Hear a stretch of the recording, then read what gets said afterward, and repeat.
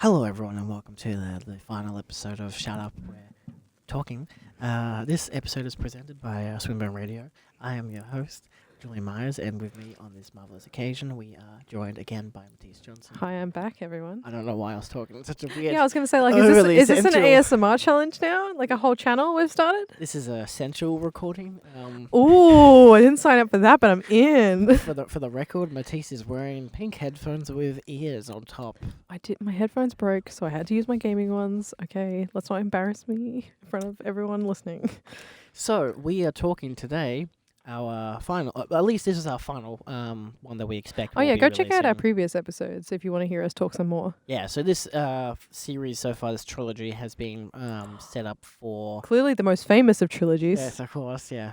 Shut up, Star Wars, we're better than you. Oh, and Lord of the Rings. Oh, yeah. The Hobbit.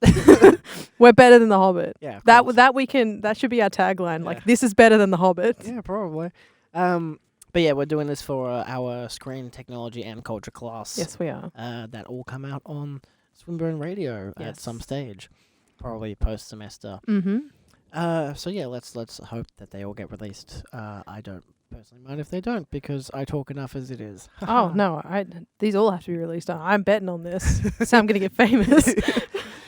So in this episode, we will be talking about cult films and cult film culture. Oh yes. Specifically, And probably also fandom as well.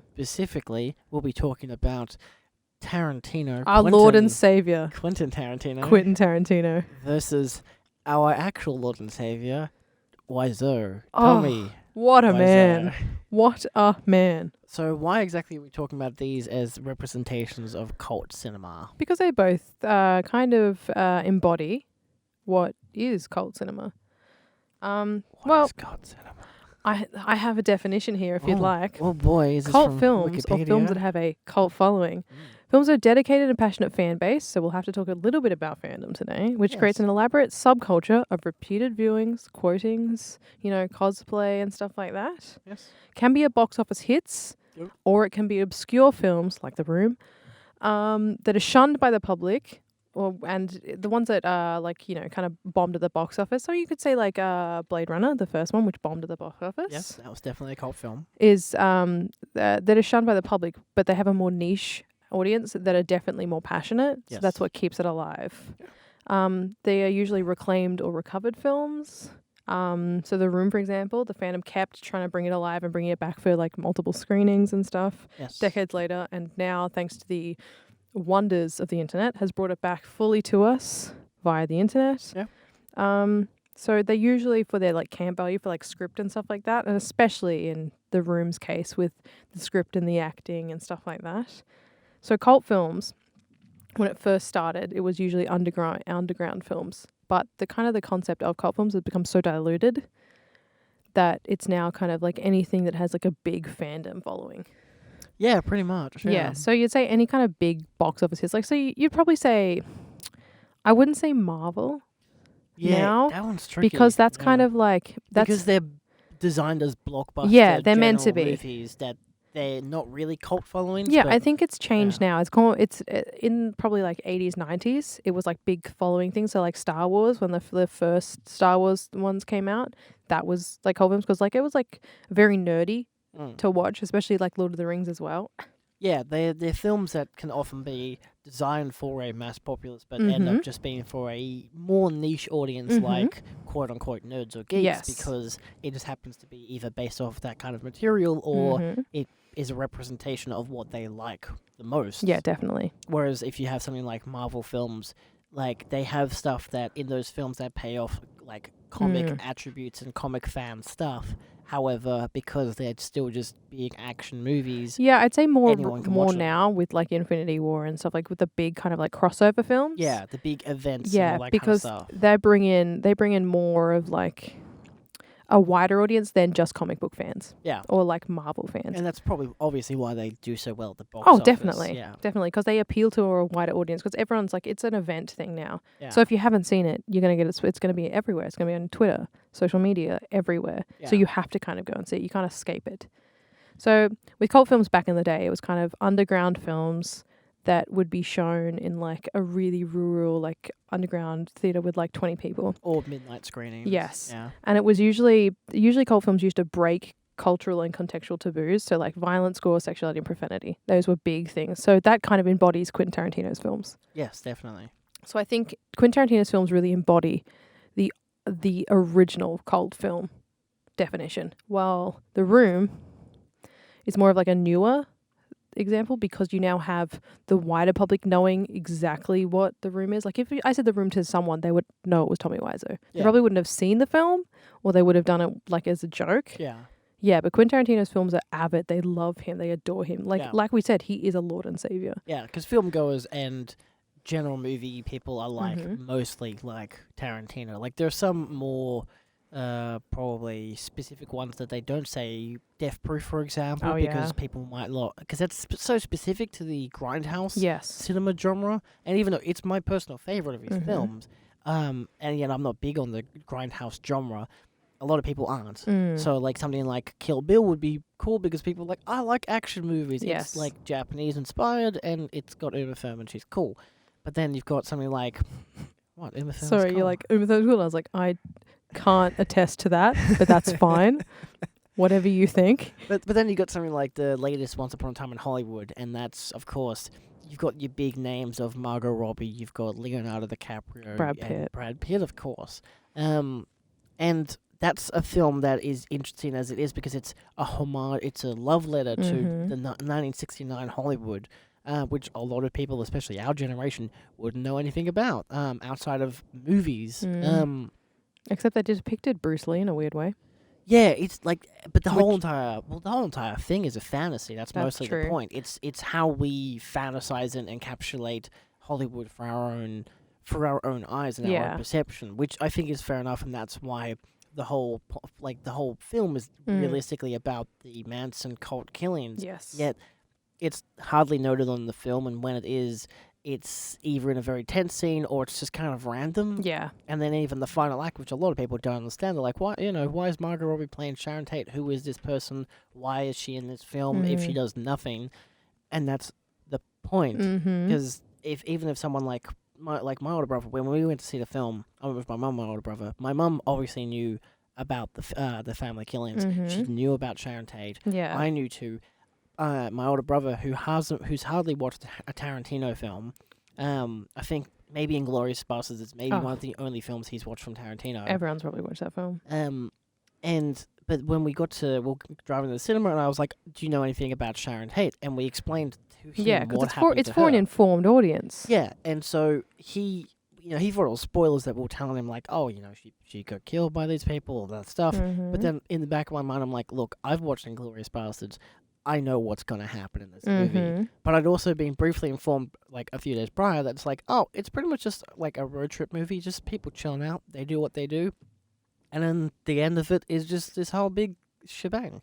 Quentin Tarantino in the bag there. And, of course, I have friends who had never heard of Sharon Tate, didn't know anything about it, didn't understand why she was in the film, and kind of lessened the film because of it, but then once you explain it to them, they're like, yeah, but do we really need, like, do you need the context behind it? Because if you don't know about her and you don't know that she got killed in real life by this cult, and you're like, why is this cult in this film? Why is she in this film? It is kind of lacking, but the film explains enough. They're like, oh, she's an actress who lives in Hollywood. That's pretty much it. Yeah, but I think Quentin Tarantino, it is for a knowing audience. Like, you've got to kind of know some of, like, the thing. But, like, that's on you. Yeah. That's on you as an audience member.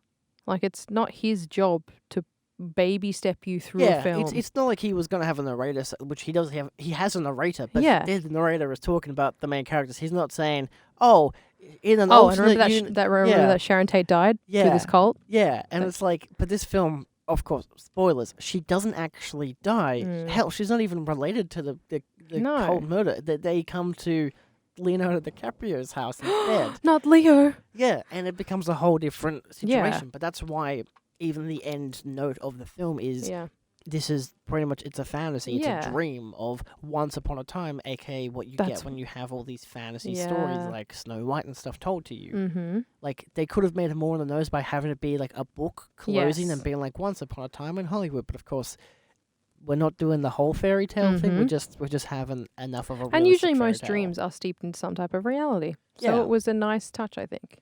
Yeah, and I think it definitely works just as like a love letter, as a fantasy, as a fiction. It definitely works. So I think Quentin Tarantino's a majority of his films are definitely you can consider cult following films, especially Pulp Fiction. Yeah, that has such a cult following, like literally with it being like the more viewings for like the fans, and also quoting like the passage that Sam Jackson, like the Bible passage. Yeah, the Ezekiel 20. Oh, of course you know it. 25:17. I think I have the soundtrack. Of course. There's actually on the soundtrack. Are we going to play that? What Tarantino does. I might if I can find it. Because I have his Reservoir Dogs. What is that? It's on my phone. It's probably my phone. Yeah. So I have the Reservoir Dogs soundtrack. I have Pulp Fiction and Death Proof as well. Oh, good. Because I love his. I mean, his soundtracks are literally just like random playlists of songs from from like certain areas and times. But then they also have quotes and dialogue. So this is where does it actually have it? I'm certain it has it somewhere in this. Here it is. Let's play this briefly. So this is Ezekiel 25:17. Oh my God, Sam Jackson. Yeah. I miss you. The path of the righteous man is beset on all sides. I forgot how good this film was. So this is actually the dialogue track, and they've just put it in the. You know why? soundtrack. Because it's for the fans. Who in the name of this charity was one of the most and pinnacle moments in the shepherds scene. the weak through the valley of darkness. And that's the thing I find interesting about this whole entire, outside of just the soundtrack element itself, some of these soundtracks actually start with actual dialogue parts or end with dialogue parts. Yeah, because I think that's important, because the way Tarantino kind of layers his films, like everything is there for a specific reason. Like the films, like they're about to get louder. Oh. Okay, I don't need to hear the scream. Yeah, so like there's an earlier song in this, like that's number 16 in the soundtrack. How many out of how many? 20, but like 21 is a 20-minute interview he did. Beautiful. Called Stranger Than Fiction, which is quite funny. But like one of them, I'll play a part of number 8, which is called Zed's Dead Baby and Bullwinkle Part 2. So this is what that sounds like. Whose motorcycle is this? It's a chopper, baby. Whose chopper is this? Zed's. Who's Zed? Zed's dead, baby. No, Zed's dead. Bruce Willis. Oh, yeah. See, and it just links into this. Bruce Willis had his like career research thanks to Pulp Fiction and Quentin Tarantino, and then wasted it. So what did you say, Bruce Willis, or did you say Bruce Willis? Oh, and John Travolta. And John Travolta. And Samuel, no. Excuse you. Don't talk about our beautiful boy. Samuel Jackson's always been popular and oh yeah, we famous. love him. Well, I wouldn't say he's always been popular and famous, but definitely has been since the 90s. Oh hell yeah. Yeah. But no, it's just weird. Like I know people don't like some of Tarantino's soundtracks because like the actual CDs because they come with dialogue tracks, and it just seems like I know a guy who thinks it's kind of cheesy and cheap that Tarantino does that. And it's like, I think it makes more. It feels more like you're living the film. Yeah, I like that. Like unfortunately, when some of the playlists have like the songs out of chronological order that they played in the film, like Death Proof does, but I don't mind it because I still like the songs anyway. That's true. So I don't like, as long as like sometimes the dialogue things aren't out of sync of where they would be in the film. Yeah, but you know, sometimes that's how it goes. So, should we talk about The Room?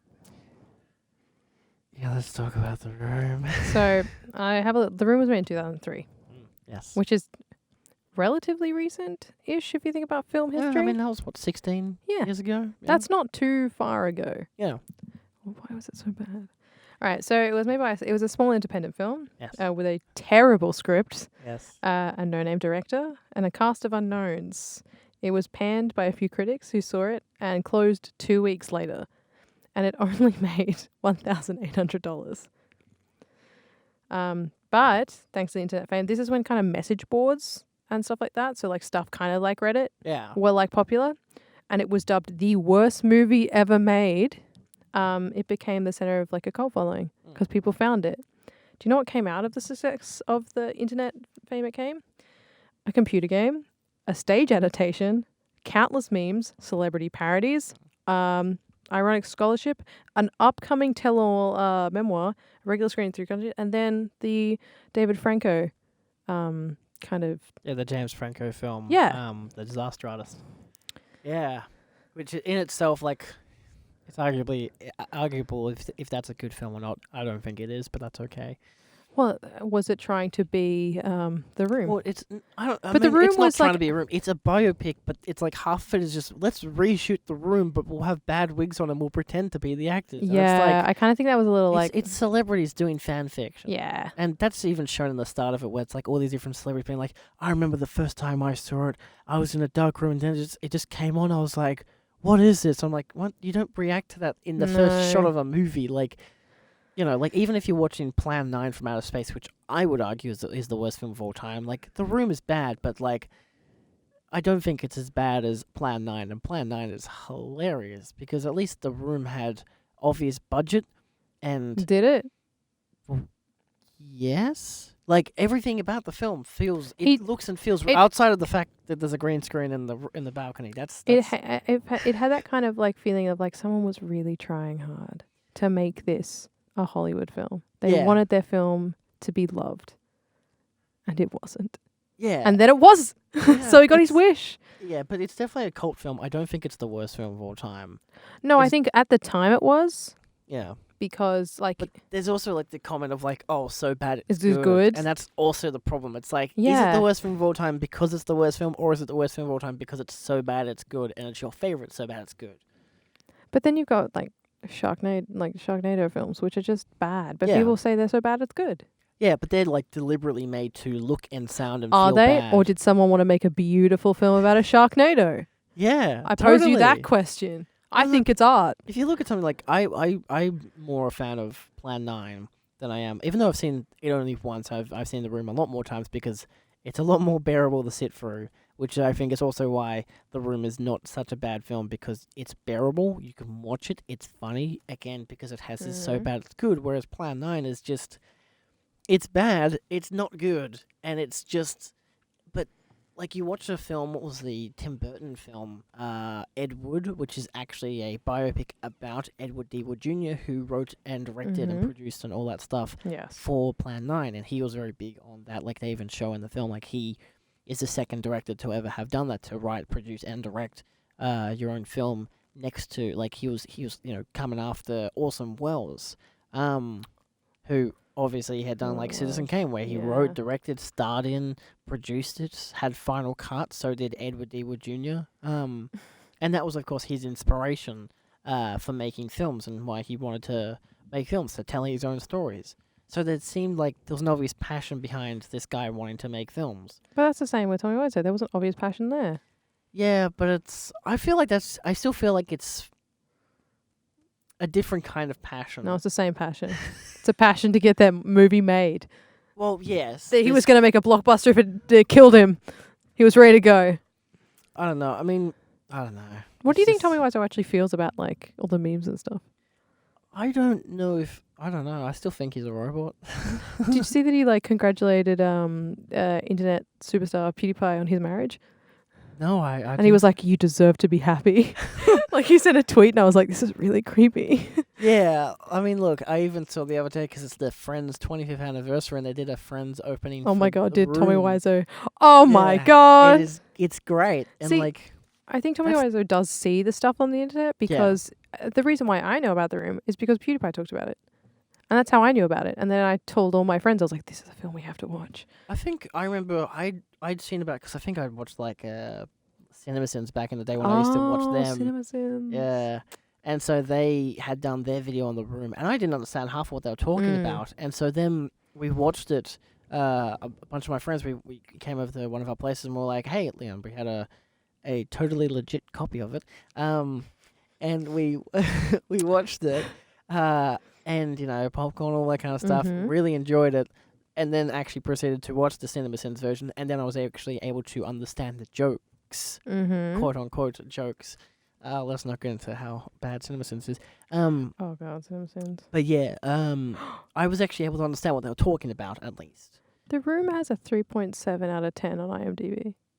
I'm not surprised. There's probably heaps of people who gave it 5 stars. because they're like, this is just amazing. Like when I watched it in theaters because I've watched it in theaters 3 times maybe now because they have it at the cinema at Cinema Nova. Mm-hmm. They have a midnight screening. It's only at like 11:30 p.m. on the first Saturday of each month. And even when the Disaster Artist was a big thing, I remember watching it in theater, and I think I remember Greg Sestero had, because he wrote the book, The Disaster Artist, he was Mark in the film, and he came to Australia to promote the film. I remember I went to the one of the premiere screenings of The Disaster Artist because he was doing a Q&A, and I watched that, and I enjoyed the film when I was watching it, but then it's because you're watching it, and you're like, oh, get it, because they're remaking The Room on a, Yeah. and like they're doing it all kind of ironically, and like I liked it and enjoyed it then, but then when I got out of the theater, it's one of those moments where you just like realize, okay, enjoy it while it lasts kind of thing. But then I watched it again at the Nova, and I've watched it a few times since. I've watched it maybe twice this year at the Nova because my best friend, she loves going there every month to see it. She's like, we have a group chat on Facebook called Spoons, and she's like, the first it's coming to that Saturday. She just posts a message saying Spoons. Everyone to the Nova. Yeah, and everyone's like, I can't make it work, or this person can do it, but this person can't, whatever, however it goes. Yeah. And she always brings a bag of spoons, and it's great because you can throw spoons at the screen. Oh. It's because they have a whole booklet that comes with it. Yeah. When you go to the Nova, it gives pretty much all these rules that That's really cool. that you can go along and play with. Like whenever they have the San Francisco bridge and it keeps panning across it, you go. Yeah, because I think I saw a Rocky Horror Picture Show there. Yeah, Rocky Horror, another great cult film, which It's- isn't a bad film. It's just a cult film. It's so good. It is. It's so weird, It's but great. it's so good. But that's another one where they would have like a yearly thing at like the Astor where they'll have people dress up and dance and sing in front of I've the dressed up screen. one year. It's been really, really cool. It's like the sense of like camaraderie you get there when everyone's there, and it's just that atmosphere, and like, everyone knows what's going to happen in that film because they've seen it that many times. And I think that's also the joy about cult films because, I mean, we could talk about The Room or the Rocky Horror or Tarantino films forever, but it's like the appeal of having a cult film and actually being able to enjoy a film with an audience in such a way that we all know that this is bad or that we all know that this is fantastic, but we all enjoy it to that extra little level. Like, I think that's what kind of comic book fans feel when they are watching a Marvel movie. It's like, oh, I feel better now because, like, I can talk or go on discussion boards talking about this character, or like, oh, remember in this comic here where they do this? This is obviously a reference to that. But, in actual cult films, yes and no? Yes and no. Because, like, people that don't really know, like, the lore and stuff can come and watch it as well. But then you've got the people that are, like, in deep with the lore and they, like, understand it. They're kind of, like, at the forefront. Yeah. Yeah.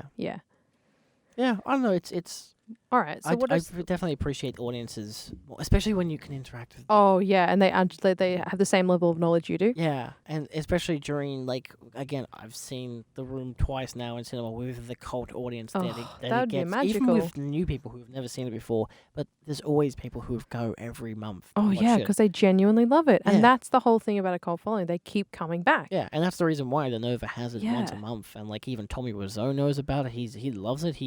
If he showed up one night, I'd be crazy. I'd be like, please marry me. Well, that was the thing. I think when the Tarantino was screening The Hateful Eight.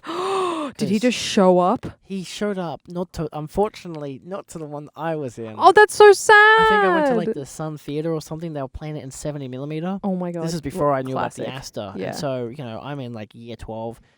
Wasn't legally allowed to watch it because I was 17. Oh, R18 you film. broke the law. Yeah, well, we're going to get you arrested. We'd already bought tickets for it. We got there because they were, doing the roadshow version. I wanted to see roadshows, so did my dad. Yes. And they, they even asked like, oh, anyone who's under the age of 25, bring out your ID and whatever. And I was just like, shit. What if I don't? Ooh. So I didn't, and they never asked. I'd like had really bad facial hair, but it was like you had facial hair. I had. They're like, oh, you must be 18. Look at all that facial hair. It was enough to get away with it. So I got in. I got to watch the film.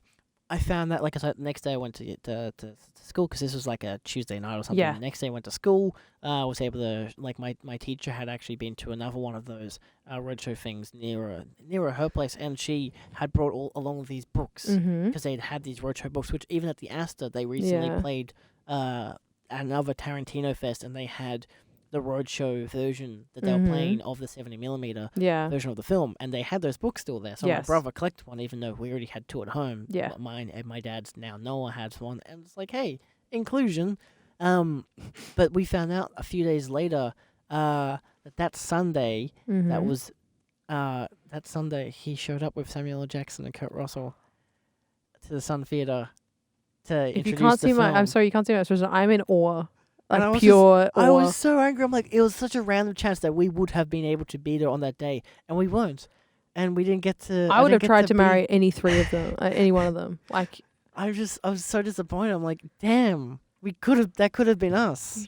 But the chance, like they said, that you've been playing. They said that they might go because they were doing their rounds of press tours all in Australia, and they could have gone to any of them. Yeah. It chose that Sunday night screening, and I had been there. Why go to a Sunday night screening? I know, and it just annoyed me. I'm like, I'm your biggest fan, and I wasn't there. I'm not his biggest fan. I'm definitely not his biggest fan. I am. I love. Which one? Which one? All of them. They're all so good. I love Kurt Russell probably more than I do Tarantino himself. What about Sam Jackson? Sam Jackson is fantastic. Sam Jackson, top tier, god tier boy. If we had to rate them, god tier, Sam Jackson, Quentin Tarantino. How about like Kurt Russell, just a little bit low. How about in like terms of like Sans, like Super Mega, whatever the hell they are? Yeah. Oh, whatever the hell Broly is. I don't know. I didn't watch that film. Doesn't matter. All right. So, what films did the people call the classics that you don't think that they are?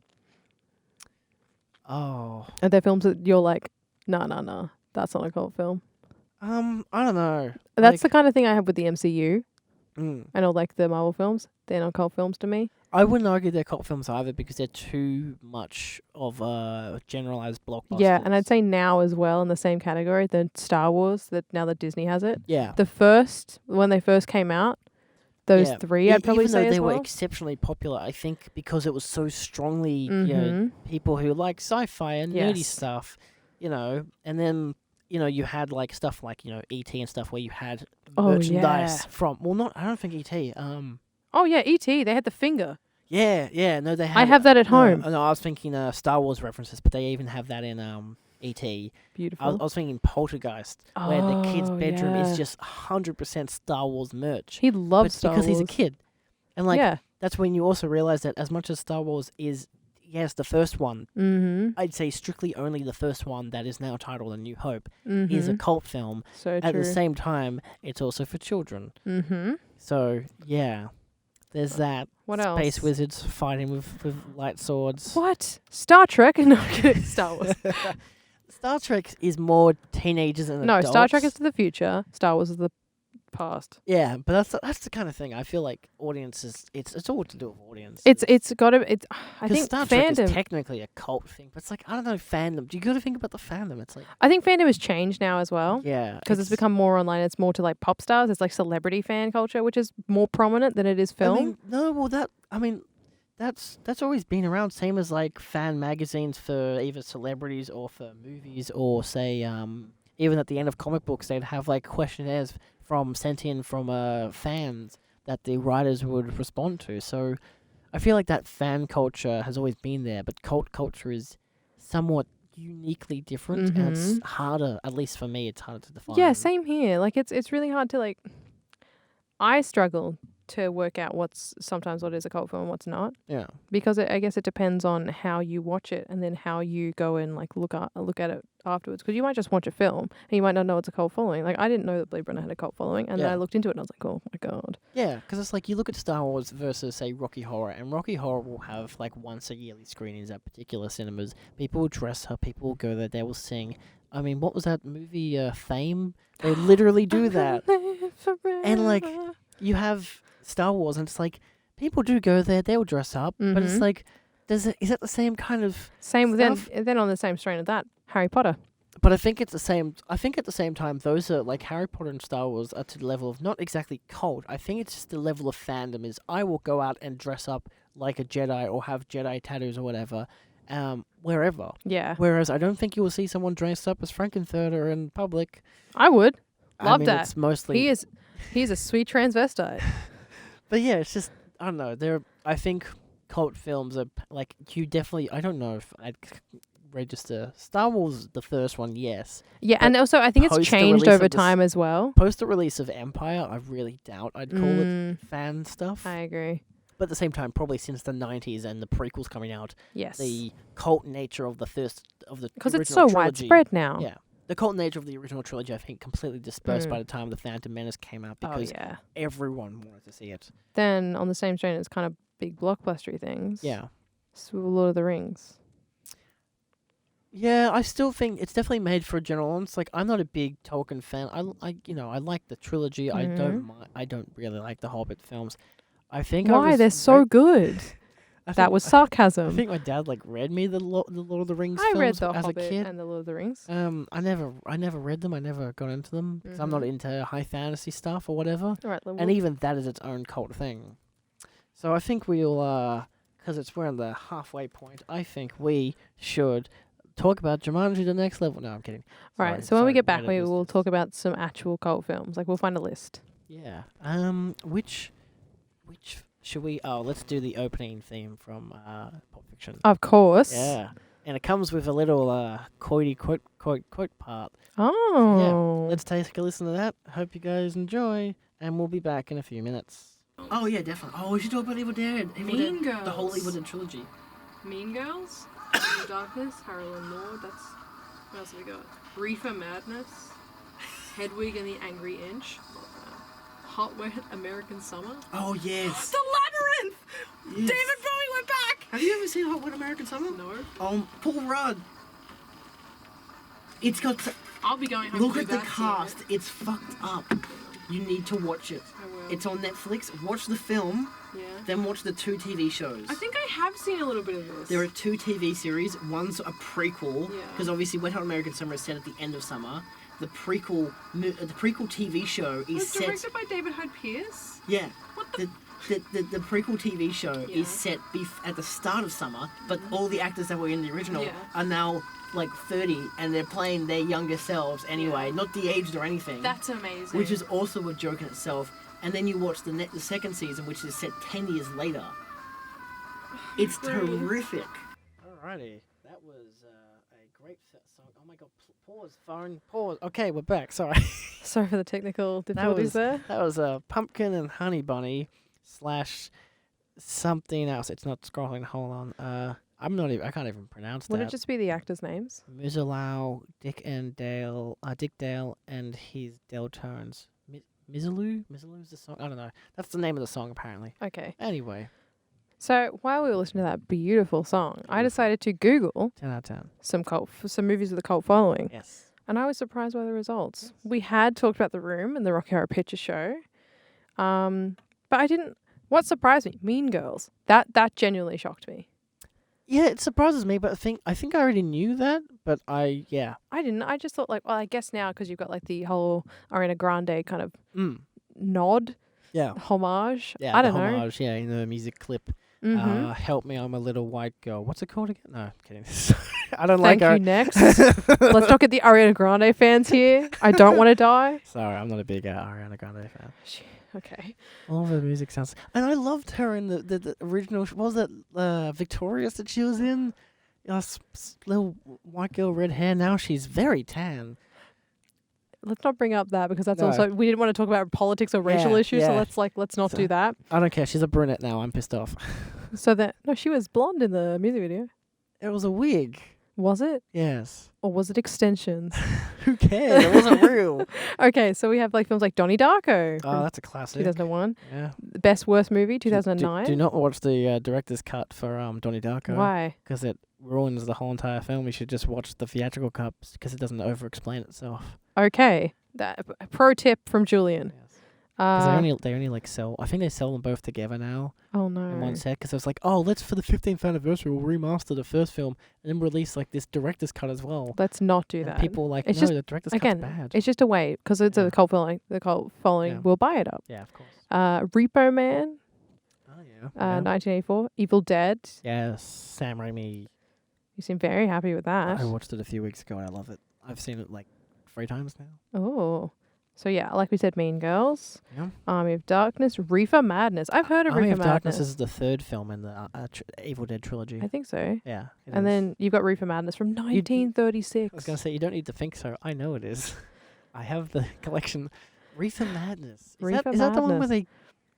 Is that the Well, one... Reefer that's- has to do with weed. Yeah, I and was gonna Madness, I say, would assume. It's obviously not a surfing film. It's a black and white film from Yeah. 1936. Yeah. High school principal Dr. Alfred Carroll relates to an audience of parents that marijuana can have Yeah. devastating effects on the teens. It's a PSA about... Yeah, but it's also a cult Right. following PSA. Yeah, it's weird. Damn. Oh, well, $100,000 budget? Yeah, it's educational. Hedwig and the Angry Inch, that got adapted into a musical. Okay, I've never heard of that one. Neil Patrick Harris was in it. Okay. It was very good. He dressed as a woman, well, a drag queen. Loved it. That's fair enough. Wet Hot American Summer? Classic. See, I haven't seen it.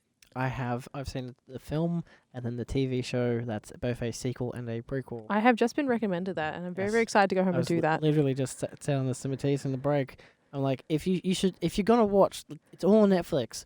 You watch the film, which you realize has a lot of big actors like Paul Rudd. Oh! And then you watch the TV show, which is the first season is set at because the film is set at the end of summer, at the end of Yes. camp summer. But then the TV show, the first season, is set at the start. But it's got all of the actors are reprising their roles, but they're all played by themselves at their present age. Did and they're you- acting like teenagers? Do you think and they used 20-year-olds? the same company that de-aged the people They from didn't Blade even- Runner? They didn't even de-age them. It's the joke is the fact that they're just reprising their roles as if they were the same age when they made it. That's amazing. And then the second season is them 10 years later, so they're allowed to look like how they look, and it just makes it just even funnier. Oh my It's God. a classic. It's a terrific film and TV show. Well, again, bringing it back full circle. The Labyrinth with David Bowie. Ah, yes. Is it actually called The Labyrinth or Labyrinth? Labyrinth. Yeah. Why do you call it The Labyrinth? Because it's the Labyrinth. It's not The Labyrinth. It's just Labyrinth. Yeah, because it's the only one that matters. I've seen Labyrinth once on. I watched it like 18 times as a kid. I never watched it as a kid. I only watched it like a year ago because I got the 4K release. I'm like, yeah, I thought it's good. I like It's so David good with the Bowie. balls. And like his camel toe. Sorry, moose knuckle. It's the height of cinema. Shut up, we're talking is rated there for a PG audience. Is it? Apparently. Did we say that? Well, you already swore once, so Yeah, but like bleep it out with like a dolphin laugh or something. I don't know. This is meant to be live, but it isn't. No, it's not. It's not meant to be live. At the same time, they also say a swear word a lot in The Goonies, which is a kids' film. Well, I mean, you can watch it at any age. I watched it literally last night, but it's like a PG film. Also, and they say a particular word a lot. So what child is going to be listening to two university students talk about films? I don't know. There we go. I don't know. We might just They're have too busy restrictions. watching Logan Paul. We might have restrictions being put on the Swinburne website. I don't know, SwinRadio website. Okay. Well, then we also have Napoleon Dynamite, which I was like, yeah, that Yeah, sounds that's that sounds definitely. accurate. What about the sequel, Napoleon Dynamite 2, Electric Boogaloo? Is that actually a thing? No, but it would be great if it was. I don't think so. It wouldn't be great. It'd be no. terrible. It'd be Yeah. actually terrible. Yeah. Whoa. I mean, there was an Australian film called Girl Asleep, which they're like, oh, it's like it's just about me. it's it's like what is it? They're like, oh, it's like Napoleon Dynamite but Australian, and I'm Oh, like, yeah, that's not any way to market anything. No one wants to watch Australian films. no, but it's a good film. It's really, really bizarre, and I really like it. Like the first half is a little cliche, but the second half goes into some kind of dream world logic, and it's really messed up. We and I have love another it. musical, Little Shop of Horrors, Ah, 1960. I was in that in high school. I was in the band. Oh, you're in the band, so you I weren't played- actually in it. No, I played the saxophone and the clarinet. Oh, wow, multi-talented. Yeah. Wow. Yeah. Evil Dead 2, classic. Second favorite film of all time. Akira, back to our second episode with Yeah, animation. what is this? Is this a crossover episode? This is an MCU. is it an MCU? Yeah, Yeah. this is our cinematic universe. Yeah, it works. We have something like Shock Treatment from 1981. I've heard of it. I haven't watched it. Dark Star, which looks like a really budget That's- version of Star that's- Wars. It's actually a John Carpenter. I've never sure it's a John Carpenter film. It's actually a budget version of 2001 Oh, meets Star Wars. Apparently, it's not that bad. I have the Blu-ray. I have not seen it yet. A satiric look at the problems experienced by a crew of bumbling astronauts on a mission to destroy rogue planets. That's also another thing. It's John like, Carpenter, he yeah. did the screenplay. yeah, he directed it too. Did he? Yeah, look at it. It says he directed it. I don't know. It doesn't matter. Point being is it's in my John Carpenter collection, who is very famous for making pretty much just wholeheartedly cult films. Yes, that is Because true. Every single film, almost every film he's released, have completely bombed, except for like Halloween, and maybe Escape New York. But I'm very sure all of his films pretty much bombed. Especially my favorite of his, The Thing. That's what I was about to say now. Yeah, And that's a good segue. 1982, The Thing. Which came out the same year and actually came out a week apart from E.T. Same as all these, like E.T., Blade Runner, The Thing, came Yeah. out the same year. Oh my god. The only one that succeeded was E.T. because it was for kids, whereas The Thing was an alien, like the same kind of movie, but, blood and guts and Yeah, for the monsters. adults. Yeah. The sequel, Or for edgy kids. The actual sequel to E.T. No, it's like a sequel to Close Encounters. Oh my god. The Wicker Man from 1973. I like that film. It's pretty good. One of my favorites, American Psycho, 2000. Classic. What about American Psycho 2 with Mila Kunis? Stop. I'd like for you to stop now. But it's a great film that I've never watched because I'm not going to ruin my life. Then we've got, and the last one that came up in our list is Clueless from 1995. Ah, yeah, classic. I've never seen it. I've watched it like once when I was And did you in primary school. absolutely love it? Was it fetch? I can't remember what even happens in it. Is that the one where she gets hit? No. That's Mean Girls. Yeah. So yeah, I get them confused Clueless sometimes. is the one I'm pretty sure she wants to lose her virginity. I don't know. Or she doesn't know anything about sex. Let's just put it like this. I'm clueless about Clueless. Oi. I refuse to laugh at this joke because it was so bad. I liked it. So a lot of these come from like 1970s. So a lot of like, I don't think any like newer films technically have like a cult status. I mean, it's because it's hard to define modern day cult status. Like there's a recent John Travolta film called The Fanatic, which is getting a lot of those. It's the worst film of all time things, but it's just one of those like so bad it's good. It's like, is it really the worst film of all time when it's pretty competently shot? The acting's not too bad. The directing's not great, but it's just... Oh, God, he doesn't look good in this. Yeah, what, John Travolta? Yeah. Wearing these wig 3.8 out of 10 on IMDb, 18% on Rotten Tomatoes, and 17% on Metacritic. I've already watched 2 videos talking about it, and, like, one of them was, like, Red Letter Media discussing it, and they were even saying how, like, it's bad, yeah, but they it's don't not that bad. like, I think, what was it, Jay was saying how he doesn't understand why a lot of people say, like, this is the worst film, the new worst film of all time. Because he specifically was saying how it's like it's an internet fad to be like, this is the worst film of all time. Yeah. It's kind of ironic that The Disaster Artist didn't get called the worst film of all time. How much did The Disaster Artist? I mean, I think it got nominated for a few I want to Oscars. see. Hang on. It had bad directing, that's for sure. Or at least the camera work was really bad. Like, Well, we can't really talk about. You know who had the? I still can't get over Bohemian Rhapsody in the editing award. That's now a cult film. 7.4 out of 10 on IMDb, 91% on Rotten Tomatoes, and 76 on Metacritic. So you, my friend, are wrong. Yeah, apparently. The internet has proved me wrong with Rotten Tomatoes as their main source. Yes. Yeah, sure, I'm totally wrong. Awards: Golden Globe for Best Actor. Yeah. What? Yeah, because James Franco won for playing Tommy Wiseau. What? Yeah. I mean, it wasn't a bad performance. I'd like a recount on the vote, please. Look, it's not a terrible film. I just don't like it that much. Oh, I liked it when I first watched it, but like watching it again, it's really bad. So I think it was meant to be like that, though. I don't know. It lacks rewatchability value because it's like I don't care. It's not great in directing or acting or cinematography. It's like outside of James Franco because of course he directs it and I don't think he's a good director. No, me either. And it's just kind of, I don't know. Like, he's not as bad as Tommy Wiseau. Well, when we were Because- looking up cult followings with films, Pulp Fiction wasn't there.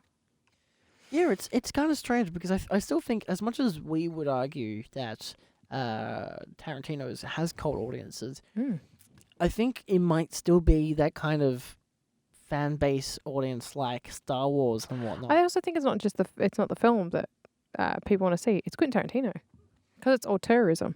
Yeah, that and like everything that he does is pretty much like is a homage to another film or Oh, that's so true. many obscure films that you've never watched or listened to the soundtracks of. Or he steals from Japan. Or he steals from Japan. I mean, look, homage is stealing, but with creative talent. Oh, yeah, true. That is true. Yeah. So, yeah, I mean, look, arguably Tarantino isn't actually a cult figure. Oh, he's a cult leader. Totally. But, like, I still, I don't know if I would, especially post, I think now recently, not so much. Yeah, Because 'cause- he's, again, it was when he had like a smaller audience. yeah, like, a lot of people too, especially his most diehard fans, would argue that Pulp Fiction isn't his best film and that Reservoir Dogs is. I love Reservoir Dogs. I mean, yeah, you could argue that they're both great films, but I don't know which one's better. Reservoir Dogs. I've watched, yeah, probably. Actually, All right, we solved the mystery, everybody. It's a tighter film. I like it. Tighter narrative. And I like it, yeah. Pulp Fiction's a lot of all over the place, which a lot of people really like. The whole Yeah. all over the place. Like I really like Kill Bill. That's I true. really like Death Proof. It's still my favorite of his films, even though a lot of people think it's his worst. I think Jackie I haven't Brown seen it. is his worst, but that's only because it doesn't resonate with me as much. I have it. I understand the whole blaxploitation homage and all that kind of stuff, and even having Pam Grier pretty much playing her characters from those films. Exploitation films, yeah. But yeah, so I understand why, but it's like anything past, I feel like Pulp Fiction. Is anyone going to argue it's his best film? Like, you're not going to get anyone to say that for. I don't think anyone's going to say that for Kill I think Bill. also Pulp Fiction is probably one of his most popular films. Oh, definitely. I think that's probably why the people. Because say that everyone that's his knows best. that's one of his films. Yeah. It's like you could watch any scene and it's already pretty much iconic. Yeah. Whereas like Like people remember, like especially like when you played Sam Jackson's whole. yeah, the Ezekiel Yeah, speech. that's iconic now. Yeah. People But get yeah. that tattooed on themselves. Yeah. I mean, what else has he done post? Because he did From Dusk Till Dawn, which he didn't direct, but he but he wrote instead. There's of course Jackie Brown. Then you've got Kill Bill Volume 1 and Volume 2. One movie. I put in quotation marks. It is, but it isn't. But it is. But it's just two a long, movies, isn't it? No, it's one. It's his fourth film. So it's one big old. It's long- one 4-hour-long movie that Hang they've on. cut into 2 separate pieces. Hang on, we've kind of just merged into talking about Quentin Tarantino. Yes. As much as love that man. Do you not want to talk about Quentin Tarantino? No, of course I do. Okay. So these episodes have really gone off tangent with everything, so it's fine. No, So, that's my style. I did a Oh. show called The Mindless Show back in high school that was just we'd have one topic we'd talk about and then we'd just kind of go on a tangent. well, and that's fine. we Okay. would go wherever. Well, yeah, I think. What was I gonna say? My brain's not working anymore. We'll I was talking gonna about Tarantino. Yeah, I was gonna say something about Quentin Tarantino. Like what else? What else he did? So there's Kill Bill, Death Proof, which was a part of the Grindhouse double feature as it was. Inglourious Bastards, which Love Inglourious think- Bastards. I think is his best film. Like my favorite is still Death Proof. I feel like Inglourious Bastards, Pulp Fiction, and Reservoir Dogs are his top 3 films, yeah. and a lot of people will argue which one's the What about best. Django? Django, I don't think is as notable. Like, what did he do after Inglourious Bastards? And why can't I remember what he did after Inglourious Bastards? I think it was Django that he did. Because he did Django, then he did Hateful Eight. Oh, God, Hateful Eight. Because if Pulp Fiction was his if Kill Bill was his 4th, Death Proof was his 5th, it would have been Django was his next film after Inglourious Bastards, because then the Hateful Eight was his 8th film, and his 9th film is Hollywood. I'm But, just trying yeah. to see. I do have a list of my top 10 ranking for. Yeah, same here. You have an So- actual top 10 ranking for Tarantino films? No, Oh, I do. sorry, I wasn't. I was kind of like I was looking up a. We have 10 minutes left.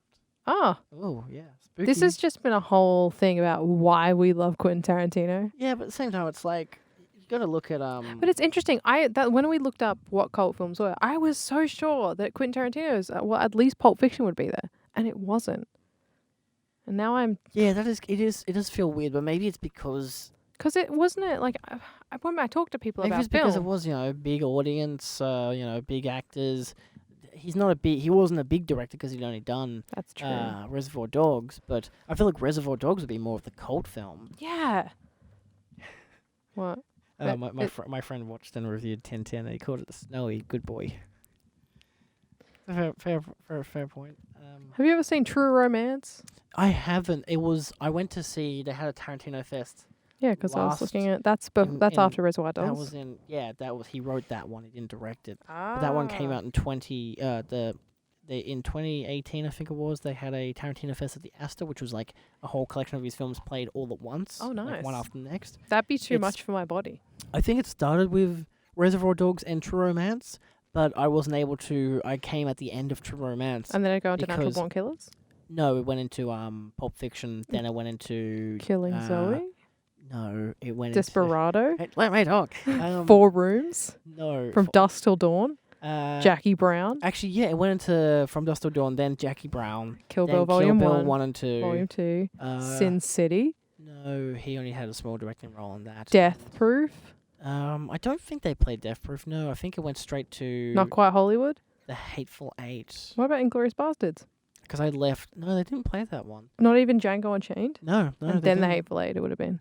Yeah, they went straight to The Hateful Eight after Kill Bill. There's a very limited amount of obviously films that they Well, played. that's weird if it was a for a time. Tarantino fest. Yeah, they did a better one this year where they had one every week. Ah, that's better. But they didn't have True Romance. That was the ones he actually had directed. Hmm.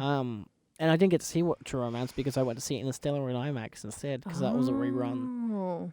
So what's my top 10 list of favorite Tarantino films? Yes, let us have it. Well, at number 10 we have about 7 minutes left. At number 10 we have Jackie Brown. Oh, At number 9 we have Django Unchained. good film. It's not my favorite of his. I think I should watch it again. I just loved Leonardo DiCaprio I've in it. only watched it once. He is great in that. Like when he smashes the sound glass and keeps going, I'm like, oh, and then Tarantino's like looks, goes behind the camera, is like, what are you doing? Kill Bill Volume 2 at number 8. Once Upon a Time in Hollywood at number 7. The Hateful Eight at number 6. Pulp Fiction at number 5. Reservoir Dogs at number 4. Kill Bill Volume 1 at number 3. Kill Bill Volume 2. And Inglourious Bastards at number 2. Oh. Death Proof number 1. Oh, Because Kill Bill Volume 2 is number what 8. a ride I just went on. Yeah. It's a very strange list. I feel like Django is probably better than Kill Bill Volume 2, but I haven't rewatched both of them for so long. You that I should don't probably really do care. that so you can adjust your list Like, accordingly. I've watched Reservoir Dogs in the past 2 years, same as Pulp Fiction. I watched Inglourious Bastards this year, same as Kill Bill Volume 1 and The Hateful Eight in cinema again. Yes. I've only seen it in cinema twice, and What? they were both roadshow 4 years apart. Yeah, because I watched Hateful Eight when it came out in roadshow, then I watched it again this year in roadshow again. Right. So I've only ever seen it in 70mm, and I have the Blu-ray. I've never watched it. What? I've seen Hollywood twice now this year. I haven't seen it yet. I haven't seen Jackie Brown this year, but I don't really want to. Why? I don't care. How much dare for it. you? I should watch Django again and maybe Kill Bill Volume 2, but Kill Bill Volume 2 isn't as memorable. I have less No. nostalgia I for it. prefer Kill Bill Volume 1. Yeah, same. I think most people do. Yeah.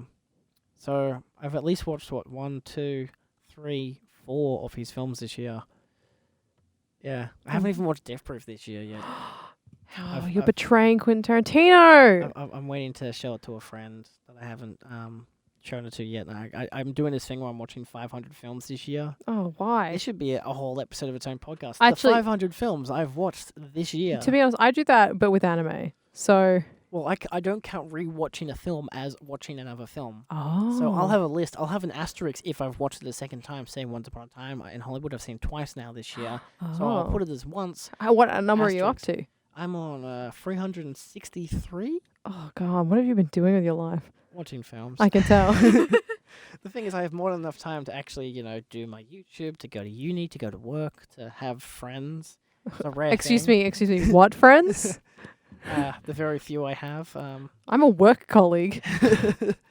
Yeah, 363 films. That's too many. The most recent being The Goonies and Death Note, and even Ad Astra. You added Death Note? Yeah. I hate that that's... Because I watched it in my 300... I hate that that's added to your Well, list. I watched it this year, so it counts. Oh, Do you know what I watched? I watched I call it the black version of Death at a Funeral earlier this year. It was just Oh. on in the background. I watched the whole film. I hated it Yeah. because I like the Is original. that a race? Is that a race thing? No, it just doesn't have much. It feels like it's a film without passion. Oh, I Like, hate that. and I don't care much for the British version, but I prefer the British version because at least all the actors are playing the appropriate parts. That's true. The black one is like, do you want to be more black and over exaggerate yourself, or just remake a British film into a really boring American film. I hate that. I hate when they do that. For me, it's got nothing. Like, even if you replace all the actors with white people, it wouldn't make any difference for me. It's got no passion behind the directing and just for the actors. If the cast, even Peter Dinklage is back as the midget that they use. Yes! I put that in quotations because I can't remember what the politically correct terminology is these days. The little person? I don't know. That sounds worse. Height abled? Height enabled. Yeah, I only worry about the casting if it actually implicates the story in some way. Like, it ruins it. Like, again, like Ghost in the Shell. Why? I've rewatched 15 films this year. Why have you done this? Of the films I've already seen this year, I've rewatched. Let me guess how many times you watched Blade Runner 2049. I've only seen it once this year. I saw it. I only skimmed through parts of it before talking about it. So is that technically watching? For this show, does that count? No, because it has to be a full, from start to end, watch. Why are you doing that to yourself?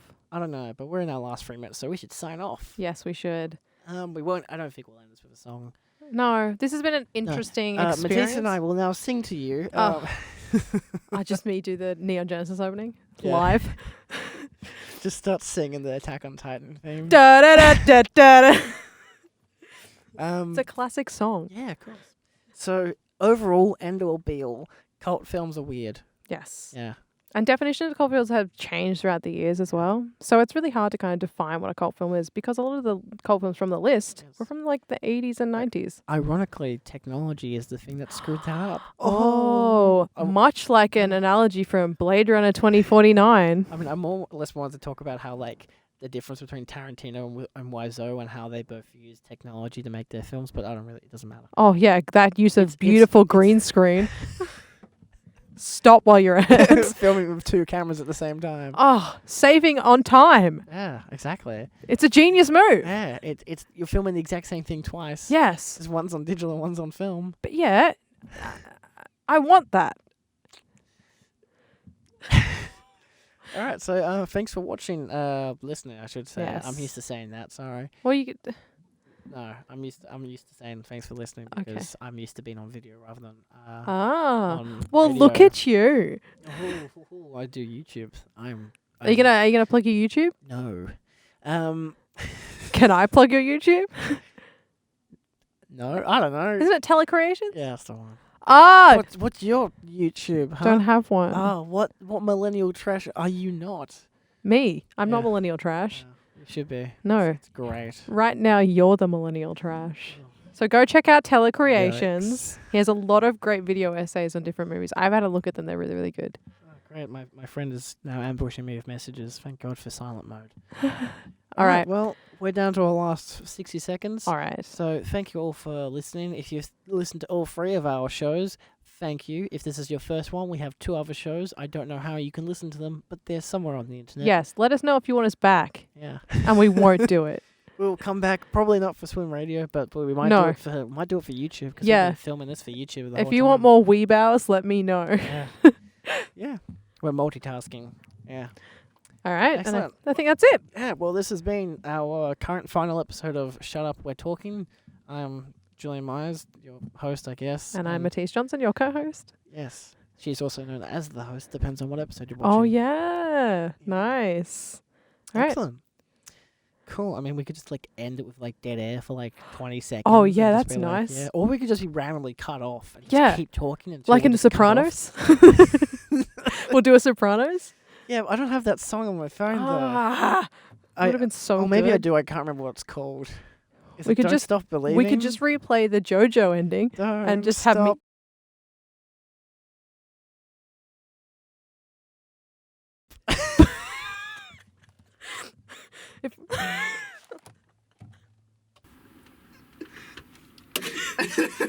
He's gonna listen to the ending and be like,